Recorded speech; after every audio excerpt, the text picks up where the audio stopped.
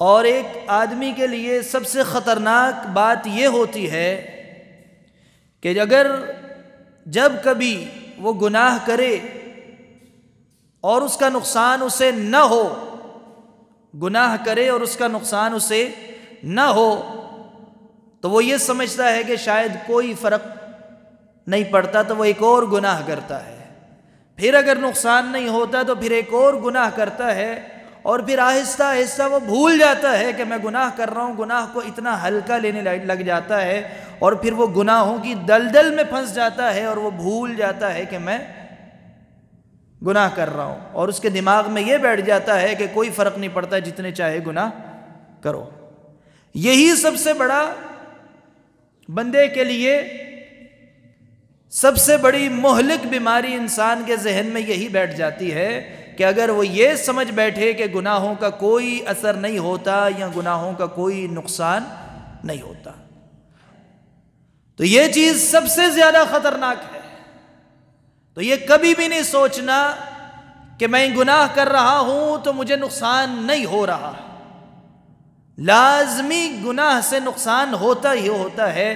کبھی کبھار اللہ رب العزت فوراً انسان کو نہیں پکڑتا بلکہ اسے کیا کرتا ہے، ڈھیل دے دیتا ہے۔ ہمارے سامنے بہت سارے لوگ ایسے ہیں جو کافر ہیں، بڑے بڑے مجرم قسم کے لوگ ہیں، بڑے بڑے ظالم قسم کے لوگ ہیں، ظلم پہ ظلم کیے جا رہے ہیں، جرم پہ جرم کیے جا رہے ہیں، گناہ پہ گناہ کیے جاتے ہیں، کفر و شرک کر رہے ہیں، لیکن انہیں کوئی دنیا میں سزا نہیں مل رہی۔ تو اس کا یہ قطعاً مطلب نہیں ہے کہ وہ سزا سے بچ جائیں گے، بلکہ اللہ رب العزت نے انہیں ڈھیل دے دی ہے۔ اللہ تعالیٰ ان کے اوپر، ان کے لیے اللہ تعالیٰ نے بڑے بڑے عذاب تیار کیے۔ کسی کے اوپر تہمت لگانا بہت بڑا گناہ ہے۔ اگر کوئی کسی پہ تہمت لگاتا ہے تو اس کی سزا ہے اسے کوڑے مارے جائیں گے۔ حضرت عائشہ ام المؤمنین رضی اللہ عنہا کے اوپر منافقین نے تہمت لگائی۔ جس نے لگائی وہ منافقین کا سردار تھا، اس کا نام کیا تھا؟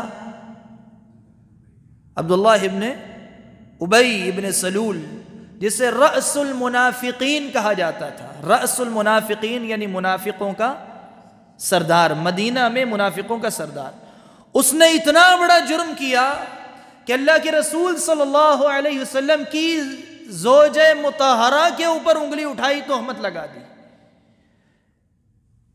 اور بعض لوگوں نے صرف اس بات کو، خبر کو آگے پھیلایا، پھیلانے والوں کو کوڑوں کی سزا ملی، لیکن جس نے اس بات کا، تہمت کا آغاز کیا تھا، اسے کوئی سزا نہیں ملی۔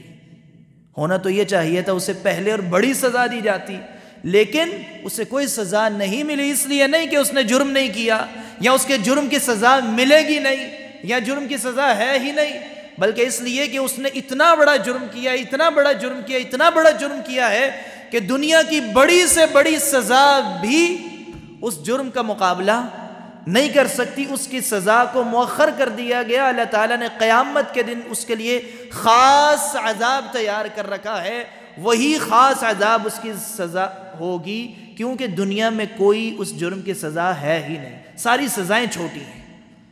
تو بعض اوقات بندہ جب گناہوں میں آگے نکل جاتا ہے، بڑھ جاتا ہے، پے در پہ گناہ کرتا رہتا ہے، تو ایک وقت ایسا آتا ہے کہ اسے اتنی لمبی ڈھیل دے دی جاتی ہے، اتنا بڑا گنہگار بن جاتا ہے کہ دنیا کی ساری سزائیں اس کے لیے چھوٹی ہو جاتی ہیں، اور اسے کہاں سزا بھگتنی پڑے گی؟ آخرت میں بھگتنی پڑے گی۔